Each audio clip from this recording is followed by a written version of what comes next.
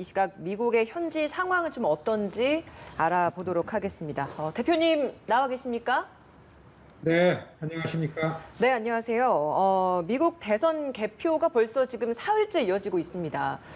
우편 투표 검증 시간이 오래 걸리다 보니까 예상보다 투표 결과가 좀 늦어지고 있는 것 같은데 현재까지 바이든 후보가 그 270명의 선거인단을 확보할 것이다라는 가능성이 더 커지고 있는 상황인데 현재에서 보는 판세는 좀 어떻습니까? 많은 미디어나 뭐 여기 관계되는 사람들, 그다음에 이 매체 나오는 게 이미 바이든이 이긴 걸로 그 단정을 하고 이 평가를 하고 이런 것들이 이 대세입니다. 예. 선거인단 확보한 것도 뭐 거의 그렇게 됐고, 특히 이 개표가 지연되는 거는 미리 좀 예상을 했었습니다. 우편 투표가 많은 거기 때문에. 네. 그렇기 때문에 지금 뭐 이런 개표 과정에서 나오는 것에 대한 혼란 같은 것들보다는 지금 걱정하는 거는 트럼프 대통령이 이 진행하는 거를 받아들이지 않는 걸로 인해 가지고 각 주의 이 선거를 관장하는 공기관 책임자들이 당황하고 있죠. 이 기관에 대한 시민들의 신뢰 같은 것들이 망가지는 거기 때문에 점점 더 개표 상황을 알리지 않고 이거를 좀 이런 시민들의 시선에서 좀 벗어나려는 거기 때문에 네바다, 애리조나라든지 이런 데서의 그 개표가 발표되지 않기 때문에 우리 눈으로는 지연된다 이렇게 보여지는 겁니다. 예. 그러면 지금 트럼프 대통령의 연설이나 이런 것들 때문에 사실 조금 뒤면은 뭐 펜실베니아의 선거 결과가 발표될 거다 뭐 이런 얘기도 있었는데 이게 좀 전체적으로 좀 늦어지고 있는 겁니까? 어떻습니까? 그렇죠. 펜실베니아도 이 우편 투표로 들어오는 것들은 아직까지 기한이 있으니까 그런 것들이 수거돼서 다 나와야 되죠. 근데 지금 이게 개표가 밝혀진다라는 거는 선관위에서 다 끝났기 때문에 발표하는 게 아니고 각 언론사들이 중계하는 측면에서 이제 더 많이 개표하는 데이터가 나오더라도 양 후보 간에 뒤집을 수가 없을 경우에는 이거를 이 사람이 이겼다라는 걸로 다 지금 나오는 거거든요. 캘리포니아 같은 데서도 아직 뭐 70한 3, 4%밖에 개표가 안 되고 그랬거든요. 그렇지만은 펜실베니아는 지금 나오는 거 보면 한 93, 4% 개표되고 이런 데이터가 나오기 때문에 사실 지금 바이든이 그 초반에 비해서 굉장히 좀 지금 생각하는 것보다 좀 큰 표 차이로다가 마무리되지 않을까 이렇게도 전망하고 있습니다. 이런 가운데 트럼프 대통령이 낸 그 미시간주, 조지아주 개표 중단 소송 1심에서 기각됐습니다. 이 부분에 있어서 기각된 가장 큰 이유가 어디에 있다라고 보십니까? 소송하는 이유가 법원에서 받아들이기에는 충분하지 않고 증거 불충분하고 그다음에 상식선에서 볼 때에도 괜히 문제 제기하는 걸로 다 보게 되면은 기각시키게 되죠. 사실 선거 때가 아니더라도 이런 정치적인 소송 같은 것들은 이 기각하는 게 그냥 상식이기 때문에요. 그래서 지금 이 소송을 제기하는 쪽에서의 이런 소송은 다 정치적인 행위로다가 보는 게 맞다 이렇게 보여집니다. 네, 그럼 이 외에도 트럼프 캠프가 줄 소송을 이어갈 걸로 보이는데 이번 미시건주하고 조지아주에서의 소송 기각이 나머지 주에서의 소송에도 영향을 줄 거라고 보십니까? 뭐 각 주마다 다 다르니까요. 이게 처음에 소송을 제기하면은 그 주에 관할하는 지방 법원에 가서 다툼을 하게 되죠. 그럼 당연히 소송 제기한 데는 각 주는 권력이 있는 당의 관할에 있기 때문에 상대 당에서는 다시 이거를 항소를 하죠. 연방법원에 얘기를 하고 그렇게 되는 과정을 거치는데 단지 지금 소송이 있다라고 하는 거는 트럼프 대통령이 이거를 좀 끌고 가려라는 목적을 가지고서 이게 부정이 있다.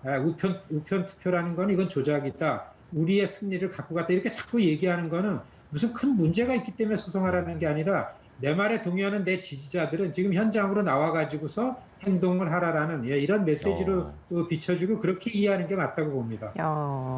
그 현지 여론은 어떤지도 궁금합니다. 트럼프 대통령이 이렇게 대선 결과에 불복하고 유권자들 사기 그리고 법적인 이의를 제기하겠다 뭐 이런 표현들을 사용하고 있는 데 있어서 현재 여론은 어떻습니까?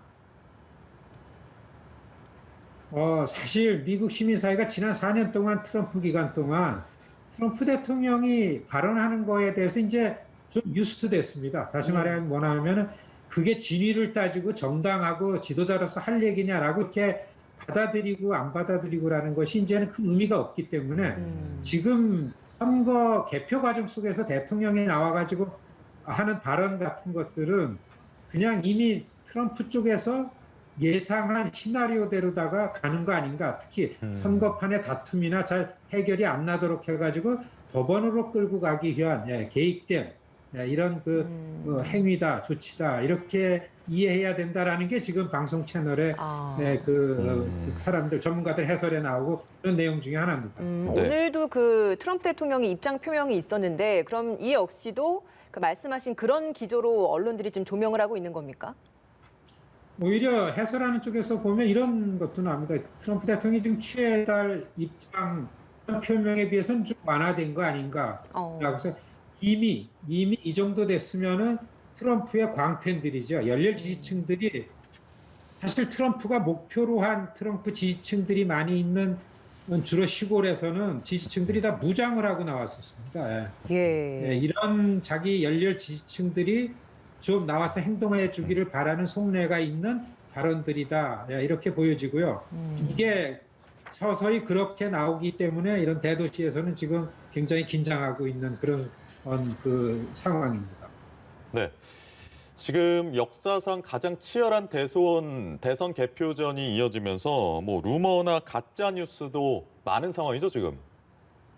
그렇죠. 이게 미국 다르지 않게 자기가 듣고 싶은 뉴스만 자기가 사용하는 유튜브를 통해서 듣기 때문에 이 트럼프 지지층, 트럼프 캠프에서 보내는 내용들을 좀 옆에서 이렇게 들을 수 있어서 보면은 말도 안 되는 거.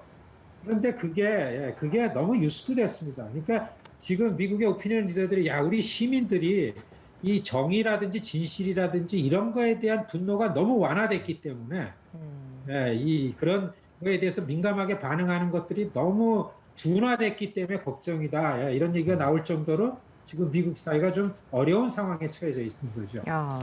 아무래도 가장 걱정이 되는 거는 바로 현지의 치안입니다. 그 오리건주에서 일부 폭력 사태에도 빚어졌고 총기 첩보까지 이어지고 있다라고 하는데 미시건주, 네바다주 이런 데서 시위도 계속되고 있거든요. 현지에서의 그 소요 사태 그 상황은 좀 어느 정도입니까?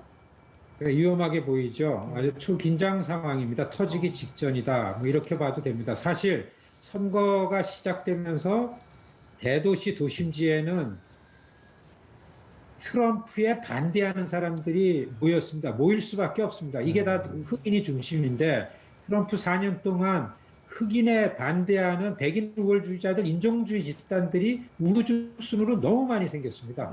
이 울퍼린 워즈라든지 프라우드 보이스라든지 이런 것들이 그냥 동네에서 술 친구하던 백인들이 그냥 취미로 조직한 게 전국적으로 커진 게 그 프라우드 보이스는 대개 인종주의 집단들이 모여지는 거는 시골인데 프라우드 보이스는 뉴욕 브루클린에서 시작됐습니다.